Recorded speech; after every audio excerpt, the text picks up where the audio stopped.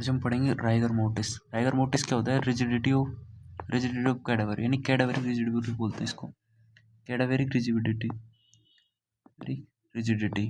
कैडावेरिक rigidity बोलते हैं rigor mortise.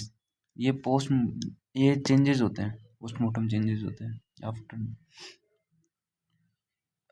इसके अलावा इसका प्रोग्रेशन देखते हैं। प्रोग्रेशन जो होता है वो होता है अपने प्राइमरी रिलैक्सेशन, और फिर 3 स्टेप होते हैं इसके, प्राइमरी रिलैक्सेशन, रिगर मोटिस और सेकेंडरी रिलैक्सेशन।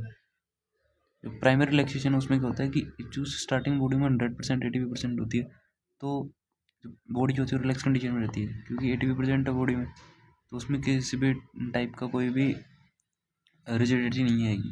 इससे स्पिंक्टर्स रिलैक्स हो जाएंगे। स्पिंक्टर रिलैक्स हो जाएंगे तो उससे क्या होगा? अब जितने भी स्पिंक्टर्स अगर रिलैक्स हो गए, स्पिंक्टर रिलैक्स होगा तो उससे ये होगा कि जो अपना फीसेज जो भी फीसेज वगैरह है वो क्या हो गए?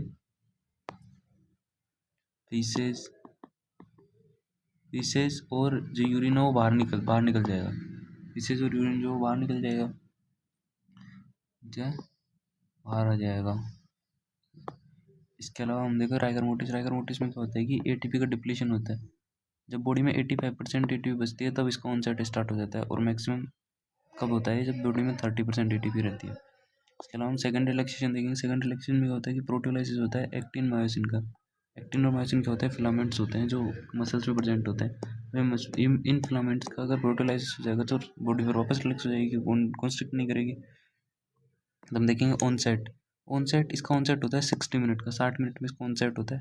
इसका रोल ऑफ प्रोग्रेशन क्या होता है? इसका रूल ऑफ प्रोग्रेशन होता है निस्टेंस रूल्स बोलते हैं इसको।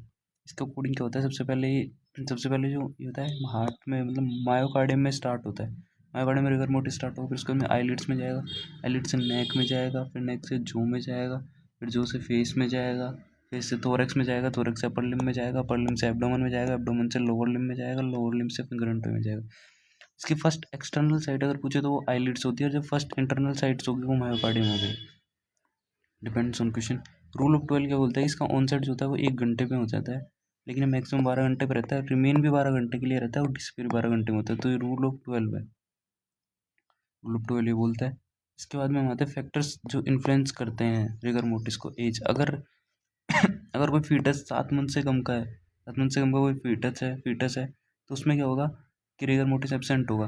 क्यों? क्योंकि प्रोटीन सिंथेसिस जो होता है वो खुद ही 8 वीक्स के बाद में स्टार्ट होता है।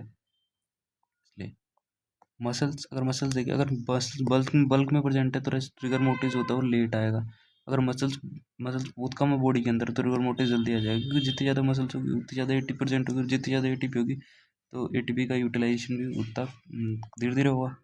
अर्ली ऑनसेट किस में होता है? अर्ली ऑनसेट कौन सी कंडीशन जैसे क्रोनिक वास्टिंग डिजीज, वोलेंट डेथ में आता है अपनी कट थ्रोट इंजरी। वोलेंट डेथ में जैसे कट थ्रोट इंजरी हो गई, वोलेंट डेथ हो गई, वोलेंट डेथ में अपने आते हैं cut throat injury, cut throat injuries हो गई, इनमें आता है। इसके अलावा क्रोनिक वास्टिंग डिजीज, अगर बॉडी से मसल्स वेस्ट हो रही है, वास्टिंग ऑफ मसल्स हो रहा है तो भी होगा। स्ट्राइकनाइन पोजिशनिंग में भी क्या होता है कि बॉडी को अपने पहले से ही कॉन्स्ट्रिक्ट करने लग जाती है, पहले से ATP का डिप्लीशन हो जाएगा। टेटेनस से नाइट पोजिशनिंग इनमें भी यही होता है।